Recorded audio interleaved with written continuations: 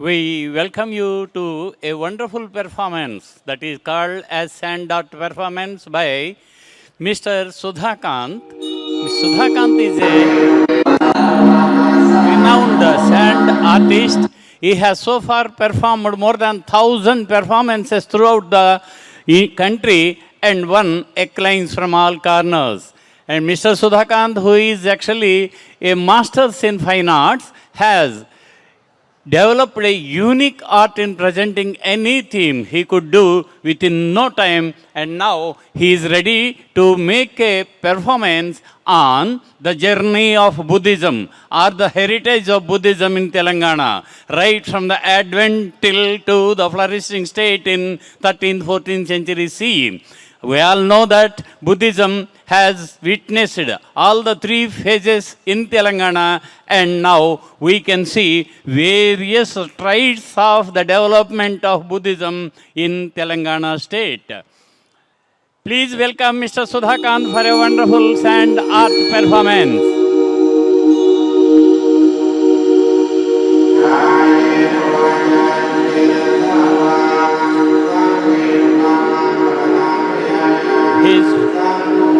His fingers will play. Now you can see the play of his fingers. It is just only sand, particles of sand, but they make beautiful, wonderful art forms. Now it is actually the map of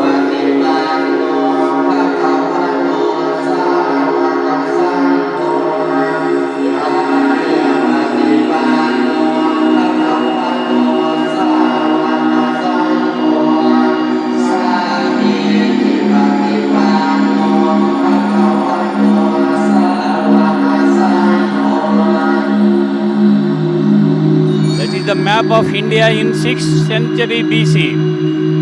During that point of time, India was divided into principalities known as Janapadas, Mahajanapadas.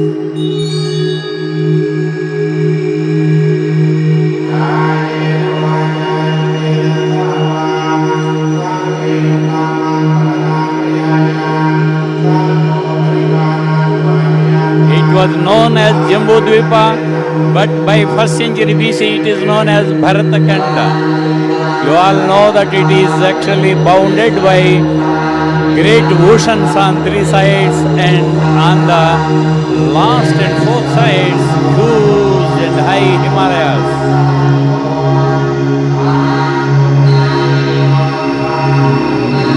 This is river Godavari. Now he is coming to Telangana part. Telangana during those days was known as Asaka country. This is again the last Janapada of the great 16 Janapadas in southernmost part. Now, yes, now he is actually portraying the Buddha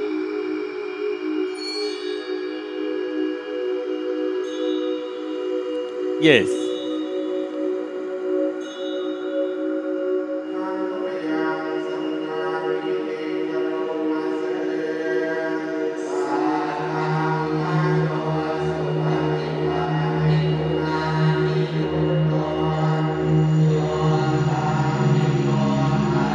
River Godavari.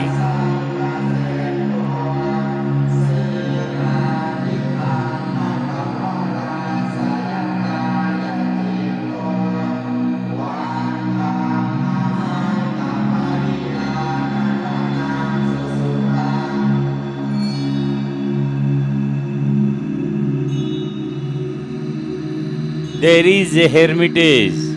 That hermitage really gives a wonderful narrative. That narrative leads us to understand the advent of Buddhism in Telangana during the lifetime of the Buddha.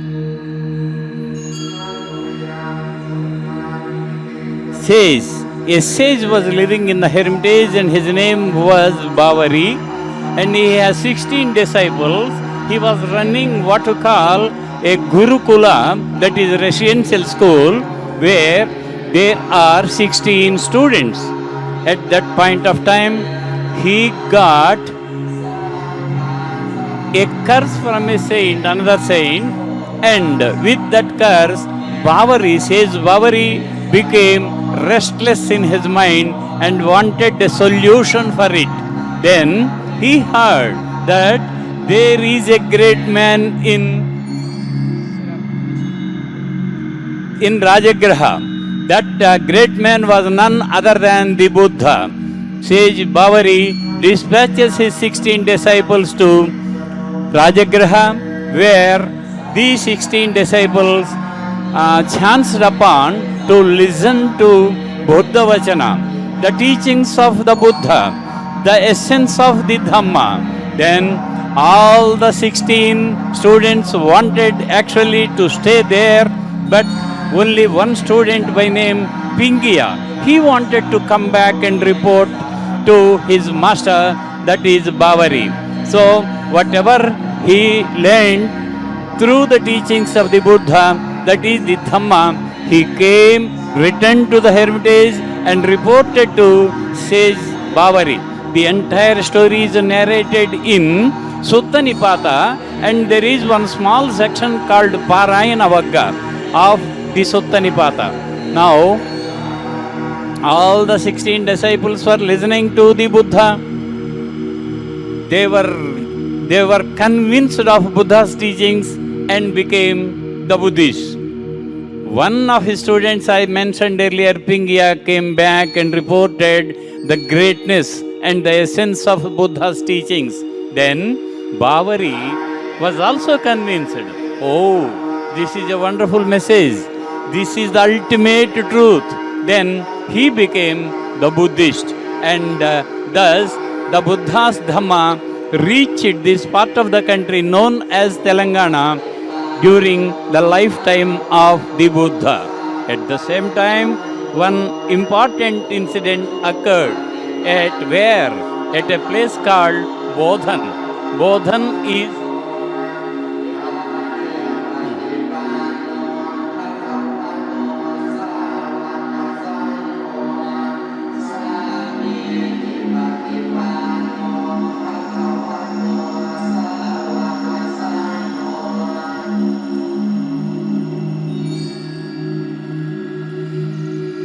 sage Bavari visualizes what we call the Mahapurusha, the Buddha. Buddha was endowed with 32 great characteristic features known as Dvatinchat Lakshanani. So that is the wonderful image of the Buddha.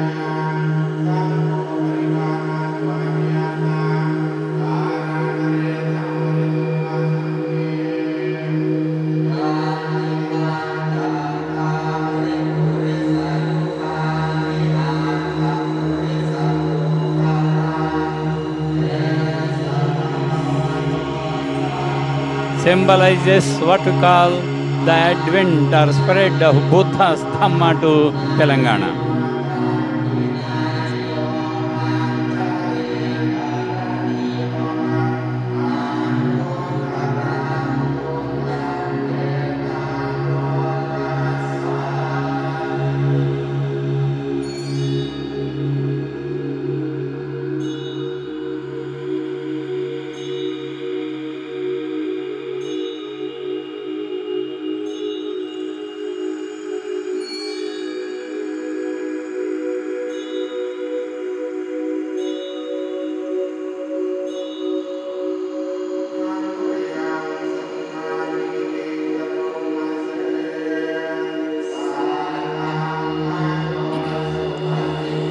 Now, Mr. Sudhakant is introducing us a king of Asaka country, and he was ruling from a city called Bodhan, that is now present day Bodhan also. He was in 6th century BC.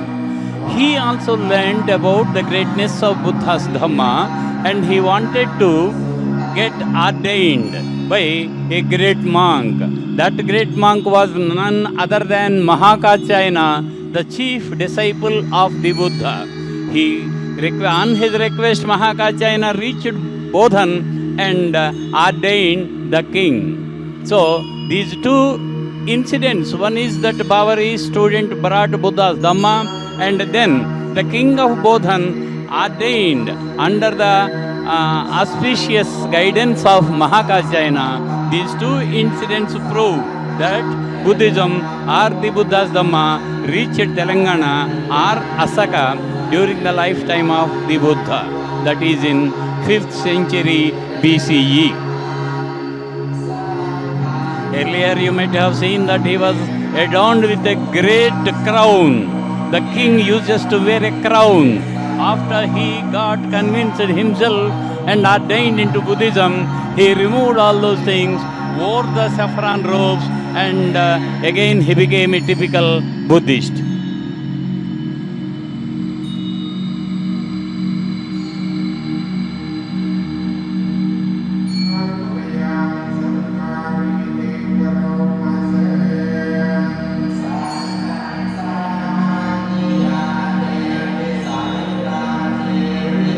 Now, let us go to some of the sites, the earliest Buddhist sites in Telangana.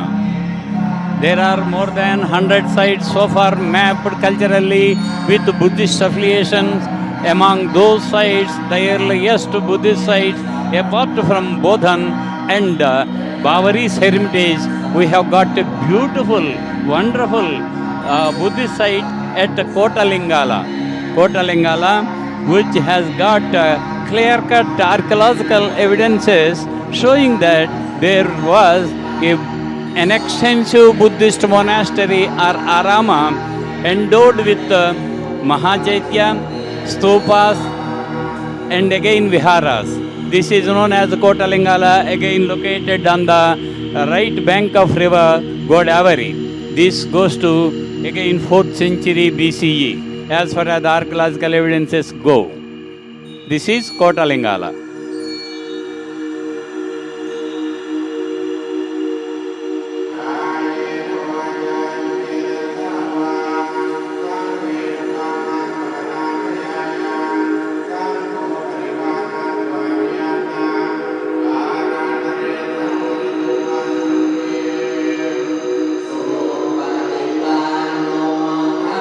Now, during the 3rd century BCE, we all know that Dhammaraja Asoka was the emperor, the greatest emperor, and was actually Asoka was ruling the Jambudvipa, the then India, and even beyond the boundaries of Brihad Bharata, he has ruled.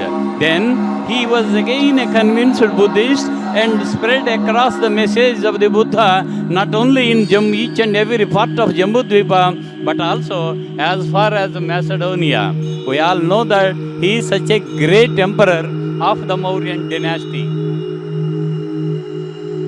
During the rule of the Mauryan Emperor Asoka, Telangana, every inch of Telangana was influenced by his mission, that is promoting Buddha's Dhamma, which was best assured for a harmonious living and peaceful and what we call the pleasant way of lifestyle.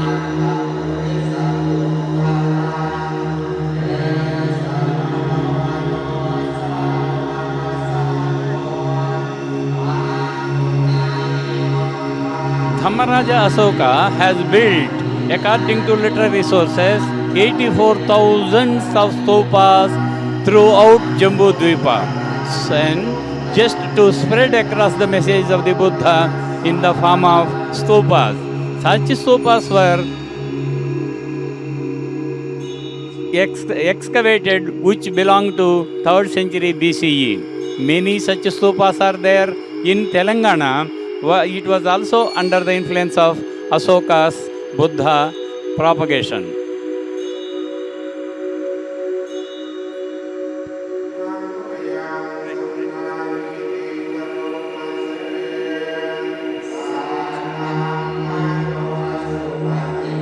On the request of Devanampaya Tissa, the then emperor of Sri Lanka, Devanampaya Asoka actually dispatches his son Arahant Mahinda to Sri Lanka. Thus, the beginning of spread of Buddha's Dhamma in Sri Lanka. Not only Sri Lanka, immediately after Mahinda's advent to Sri Lanka, Buddha's Dhamma reached far, far, far throughout the Southeast Asian countries.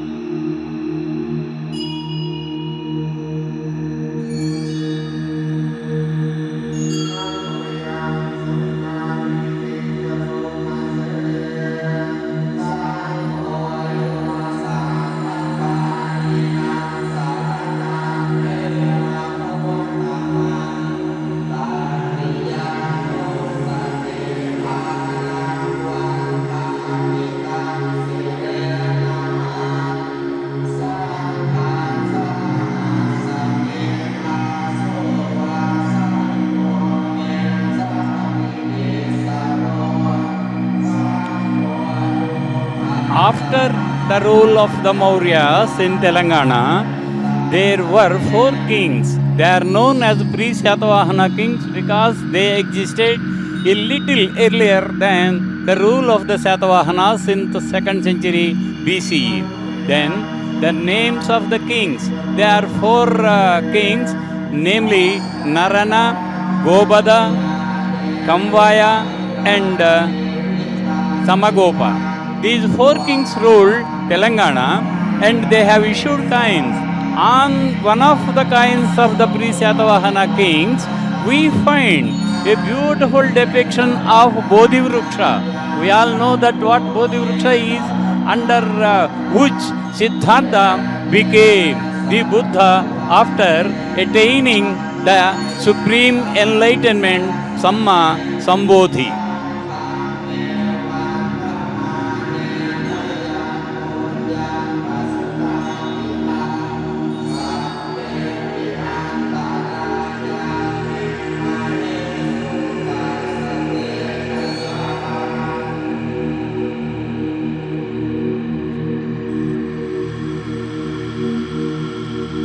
I would like to just tell only one word. This is a serpent, not an ordinary serpent. The serpent king, its name was Muchulinda. The Muchulinda, once upon a time, when Siddhartha was about to attain enlightenment, Sakka, the one god, wanted to create what we call hindrance to the enlightenment. But at that point of time, Sakka caused a great heavy pour, thunder pour, but to see that such thunder pour is not affected the concentration and samadhi state of Buddha's meditation is not at all affected just because of one pious act.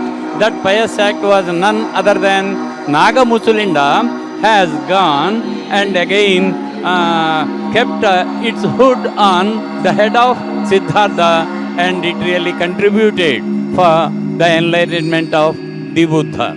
Then now, in actually what happened during the Satavahana regime, that is during the 1st century BCE, entire Telangana was under the rule of the Satavahanas. Satavahanas are mighty emperors of the Dakshinapada. Then they ruled from 1st century BC to the first quarter of 3rd century CE, and now we have got a very beautiful Buddhist site called Dhulikatta, which has got at least the beginning in 3rd century BC, but continued to flourish during the Satavahana times, and it was decorated with beautiful sculptures.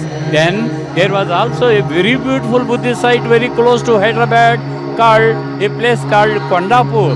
That was capital city of the Satavahanas in 1st century CE. So that is Kondapur.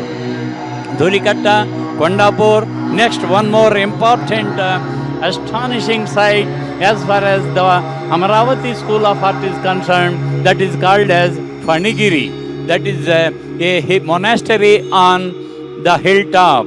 So now we are going from Godavari Valley to Krishna Valley. Now both the valleys, the land in between Godavari Valley and Krishna Valley was under the influence of Buddha's Dhamma. there rose many more Buddhist establishments, many aramas, many stupas, many viharas, and a good number of Buddhist acharyas. They have contributed their might for the flourishing state of Buddhism. Now, we are now going to a place. Tomorrow you are going to a place. That place is Nagarjuna Sagar. Nagarjuna Sagar is actually a huge water body built across a dam built across river Krishna. That is Nagarjuna Konda. As part of surveys, archaeological operations, Government of India, Archaeological Survey of India has salvaged nearly 30 Buddhist monastic establishments there, and it was known as Sri Parvata Vijayapuri, where Acharya Nagarjuna, the founder of Madhyamika philosophy and the great Acharya of Sunyavada, he stayed and spent the last part of his life at Sri Parvata Vijayapuri and composed seminal works like Prajna Paramita Hridaya Shastra, Sunyata Saptati, Vigraha Vyavartani. Many more such works were written by Acharya Nagarjuna at Sri Parvata Vijayapuri. Hence it was named as Nagarjuna Konda, the hill of Nagarjuna. And Pandit Jawaharlal Nehru, the then Prime Minister of India, named the huge reservoir after the greatest Madhyamika philosopher, considered to be the second Buddha.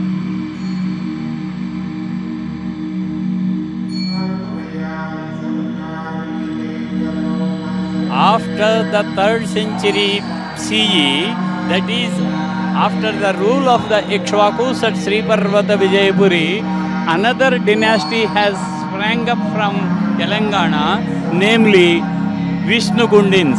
They have also ruled the entire South India up to Narmada in the central India, and during their rule in 4th century CE at Hyderabad. For your interesting news, I am telling you that Hyderabad was a Buddhist site in 4th century CE. 1600 years ago, Hyderabad was a Buddhist site. There was a Buddhist vihara called Govinda Raja Vihara at Chaitanyapuri on the right bank of river Musi, that is called as Chaitanyapuri Buddhist Monastery in 4th century CE. Next, after the Vishnugundins, Telangana was part of the domain of the Chalukyas. The Chalukyas of Badami, who ruled from Karnataka, they extended their rule to the entire Telangana part, and there was one inscription at Alampur.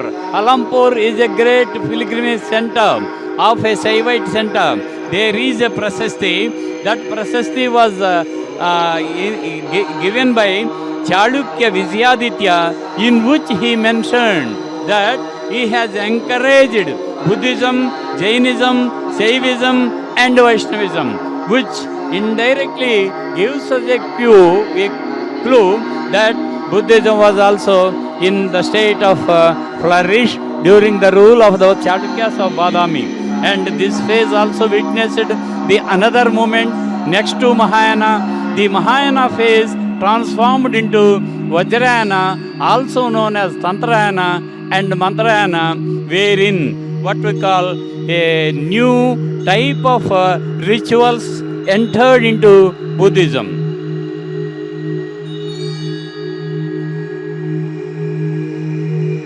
There are, in 7th century CE to 8th century CE, the Vajrayana phase was there in Telangana.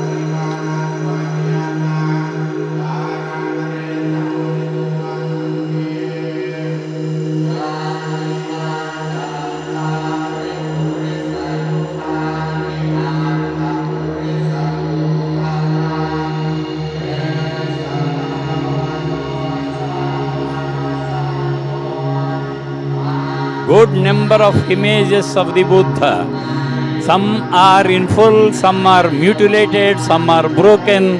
However, we have got a very good number of Buddha's sculptures representing what we call the next phase of the Amaravati School of Art. And it actually, the images are shown with the 32 Mahapurusha Lakshanas. You can see the Ushnisha on the top of the head, that is cranial protuberance. Then the curly hair is known as what we call Dakshina Urta Kesha, Lamba Karnata, Urna in between the eyebrows, like that. These are the Mahapurusha Lakshanas of the Buddha. This is the peculiar aspect of the Buddha image of Telangana and Andhra, apart from the Gandhara school of the Gandhara region, the Madura school of central India. The school of art that flourished in this part of the country was known as Amaravati School of Art.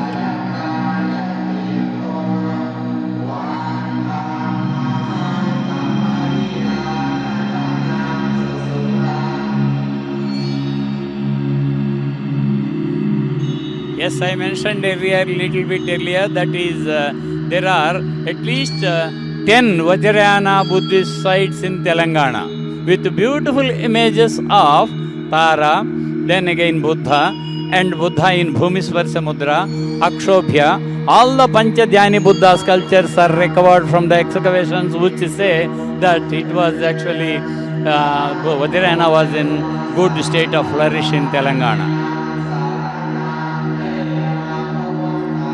This was the phase in which, that is during the 10th and 11th centuries, the entire region was ruled by the Chalukyas of Kalyana, during which actually the decline or the decay of Buddhism witnessed during the medieval period. There were one or two Buddha's temples built in Telangana, wherein the Buddha was not seen as the historical Buddha. Buddha was projected as the Puranic Buddha, and Puranic Buddha was again taken into the Dasavatara concept. There was totally a new wave that has come. That wave has washed away the what we call the features of Buddhism connected and associated with historical Buddha. And this is actually what we call the last and degenerative phase of the Buddhism in Telangana during 12th and 13th centuries. Now, Mr. Sudhakant is projecting the Dasavataras, the 10 avatars of Vishnu. Matsya Kurma Varahaccha Narasimhaccha Vamanaha Ramo Ramaccha Buddha Kalkirevacha. So, can you see that Buddha was brought into the fold of Dasavataras?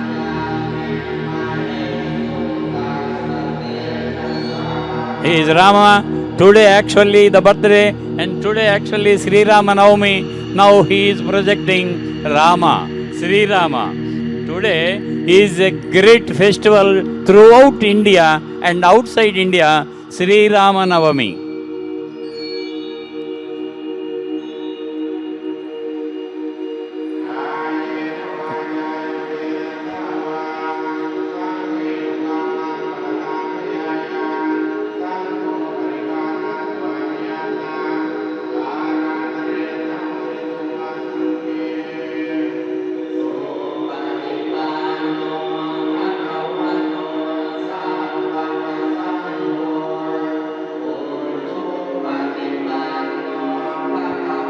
Now you can see that Buddha is being projected. Ramo Ramaccha Ramaccha Buddha Kalkirevacha.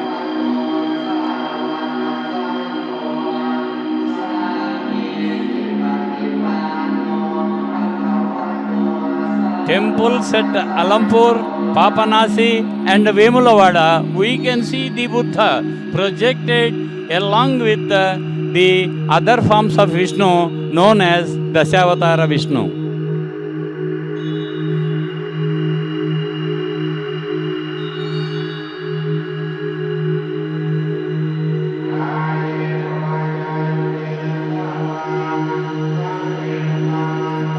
By 12th century CE, literally there was no Buddhism in practice except at one or two places.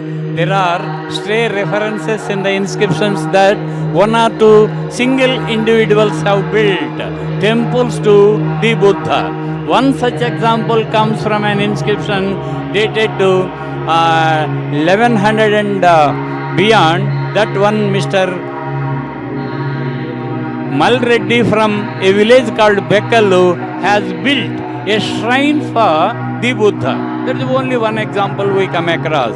So it gives us an inference that by 12th and 13th centuries, Buddhism has disappeared from Telangana, where it actually flourished to a very, very highest place. This is during the Kakatiya time, that is 13th century CE.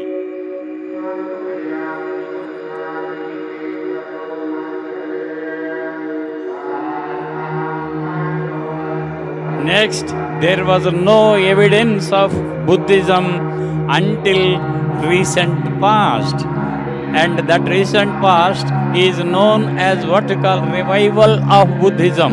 Revival of Buddhism only for the past 30 to 40 years only, and with the what we call Anagarika Dhammapala, who came from Sri Lanka, has taken the mission of reviving Buddha's Dhamma again and again, and he has established Mahabodhi Society at Bodh Gaya, and that ultimately prompted the other people to revive Buddhism in other parts of the country. So same is the case with Telangana. Now you can see Mahendra Hills, where the original Ananda Buddha Vihara, now known as Mahabodhi Buddha Vihara, sprang up on a wonderful, spectacular scenery in Mahendra Hills, Secunderabad. Very beautiful Buddhist monastery, and now it has got a wonderful, beautiful Buddha image.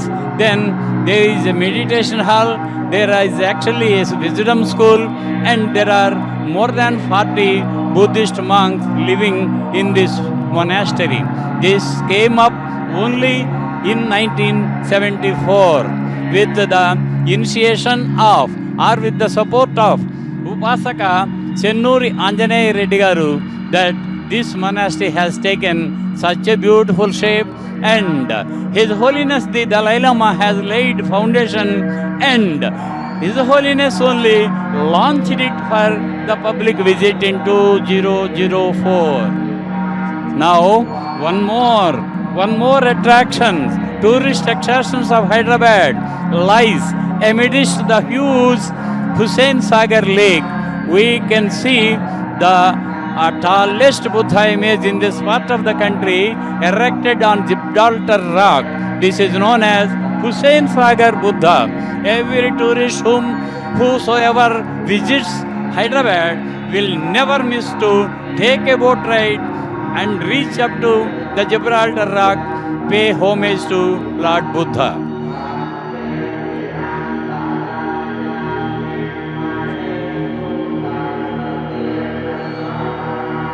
Now we are coming to the last part of the performance, the wonderful sand art performance by artist Sudha Kant. Sudha Kant is not an ordinary artist. He did his masters in archaeology, he did his masters in history, he also did an extensive program in Buddhist art.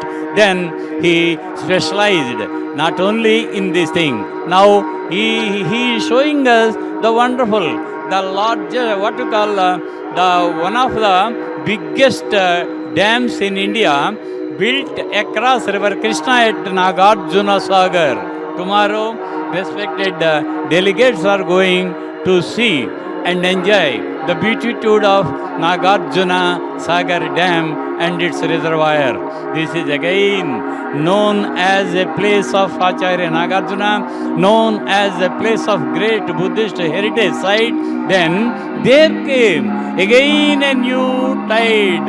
That tide is none other than Buddhavanam. That is what we call a heritage theme park called Buddhavanam. And some people say it is not heritage theme park, it is actually a heritage campus where there is a huge Mahachaitya. Then it was divided, 274 acres was divided into 8 segments, and the entire land is formed into, actually in the form of a Bodhi leaf. It is in the form of a Bodhi leaf, and it is what we call at Nagarjuna Sagar on the left bank of river Krishna. Now at the center you have got the Buddha's huge stupa, and there are 8 segments, and all those 8 segments are dedicated to Buddha Charitavanam, depicting beautiful sculptures narrating the biography of Siddhartha Gautama. Then followed by Jataka Park, where the previous lives of the Buddha, that is as Siddhartha or the Bodhisattva, previous lives of Siddhartha were depicted. There are 40 such narratives. So beautifully one can go and what we call experience the realization of Shat Paramitas through the narratives. Unless until one realizes the Paramitas, the perfections, the Buddha to be will never become the Buddha. This is the entrance plaza with the Dharma Chakra. Then there are huge number of panels depicting Buddhist symbols for Siddhartha Gautama's life and mission.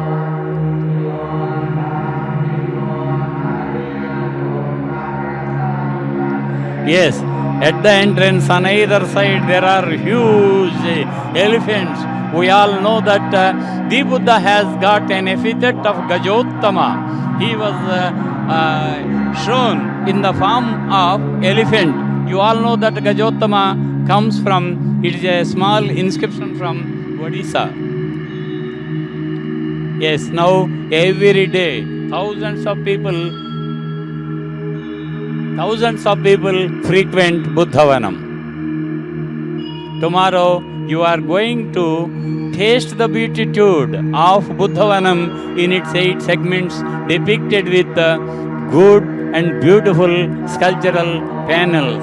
Those sculptural panels number to more than 1200 and depicting 1 lakh images. 1 lakh images. It is again a great and pride moment to inform you that after 1700 years, the revival of a Buddhist school that flourished here, which won name and fame throughout the world, that is called as Amaravati School of Art. It was revived after 1700 years. This is Jataka Park, where 41 Jatakas are depicted through narratives. One can go and learn light from Deepankara Jataka. Then again you can witness the beautiful of Vesantara Jataka. Many more such Jatakas are there.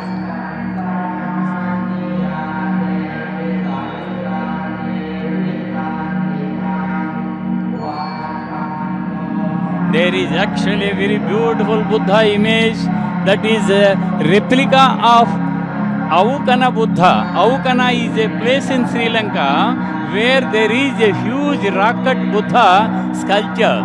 That Buddha sculpture was replicated here in scale model. In 2004, Honorable Minister for Buddha Sasana, Government of Sri Lanka has visited Nagarjunakonda, has visited the Buddhavanam site.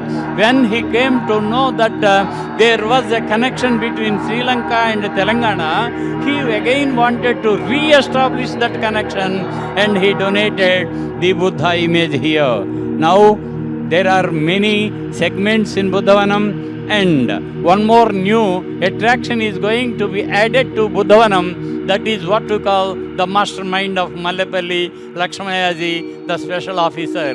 What is that mastermind? Is that the journey of 2500 years of Buddhism at one place through digital experience, that is known as Buddhist Digital Museum.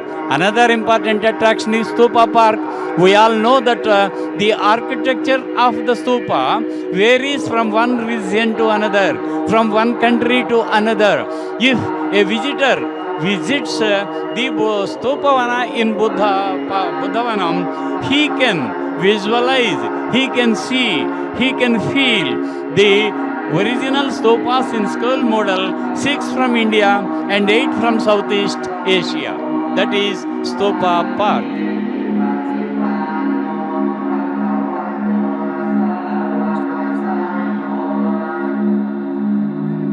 Just within one moment, we are going to the end.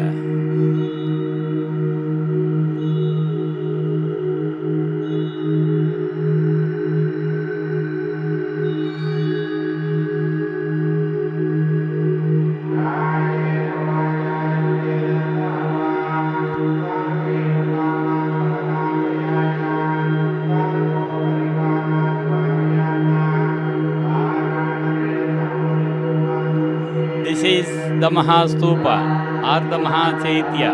Now it is what you call the stupa is qualified to be called as Mahachaitya, thanks to Gagan Malikji, who was instrumental in getting the holy relics of Lord Buddha and 8 Arhants. So it is known as Mahachaitya.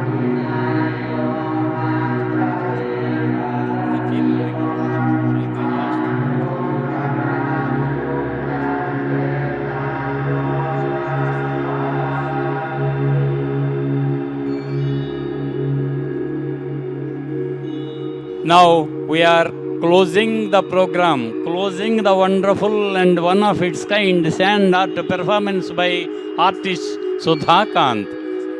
Inside the dome, you have got beautiful sky effect.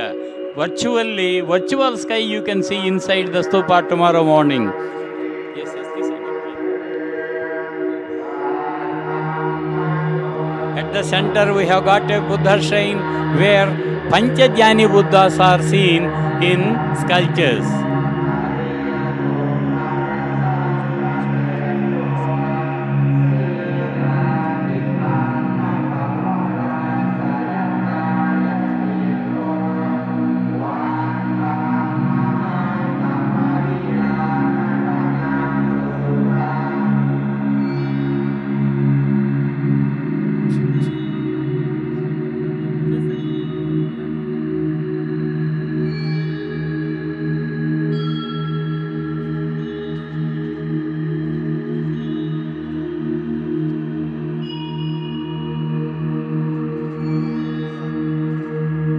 That is the Digital Buddhist Experience Museum coming at Nagarjuna Sagar at Buddhavanam, within the campus of the Buddhavanam, depicting the journey of 2500 years of Buddhism.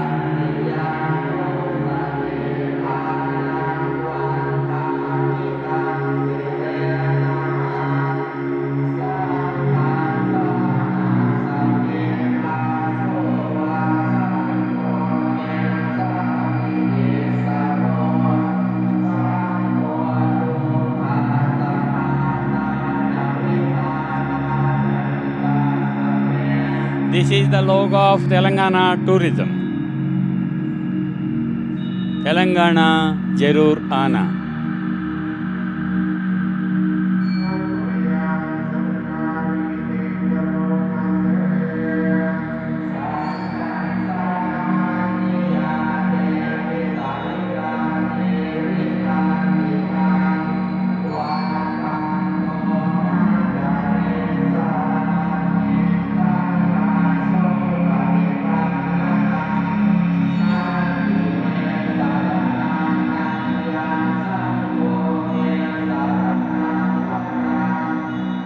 This is the logo of Buddhavanam.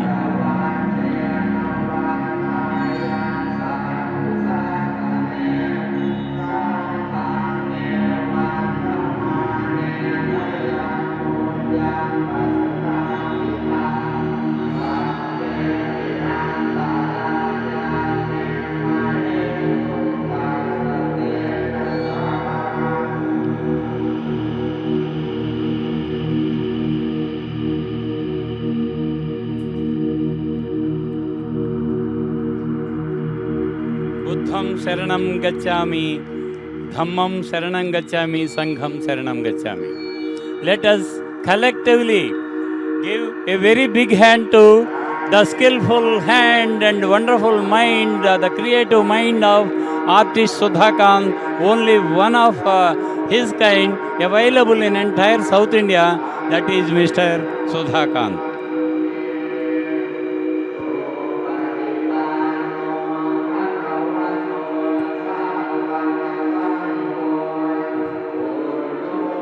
We welcome Sudhakant. We welcome artist Sudhakant to please come on to the dais for receiving a felicitation by K.K. Raja Garu.